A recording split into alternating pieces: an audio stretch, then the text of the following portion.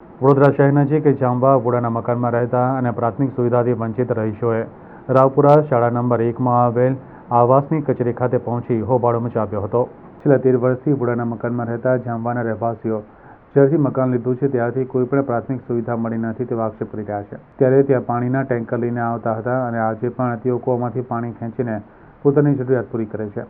ત્યારે પાલિકા તંત્ર દ્વારા જર્જરિત ઇમારત હોવાના કારણે જાંબાના વુડાના મકાનમાં 3 ગલીઓમાં નોટિસ ફટકારી છે, જેથી ત્યાં રહેતા રહેવાસીમાં ગભરાટ ફેલાતા તેઓ આજરોજ રાવપુરા શાળા નંબર 1માં આવેલ આવાસની કચેરીમાં આવી પોતાની રજૂઆત અને વેદના ઠાલવી હતી અને તેઓએ પોતાની રજૂઆતમાં જણાવ્યું હતું કે છેલ્લા 13 વર્ષથી તેમને આવા જર્જરિત મકાન આપી દેવામાં આવ્યા છે, જેથી તેઓને મકાનની સામે મકાન મળે ત્યારે તંત્ર તરફથી પણ તેમને જણાવવામાં આવ્યું છે તેઓ પોતાના મકાનનું સમારકામ કરી ત્યાં વસવાટ કરી શકે છે। એ ભાઈ એવું કહે છે કે તમે તમારા ખર્ચે રિપેર કરો, અમારા ખર્ચે રિપેરિંગ કરીને એ લોકો એવું કહે છે તમે રહેશો તો અમારી ગેરંટી નહીં।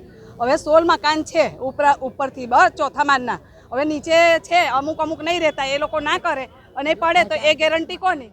ને અમે રજૂઆત અહીંયા મકાનની કરવા માટે આવેલા છે।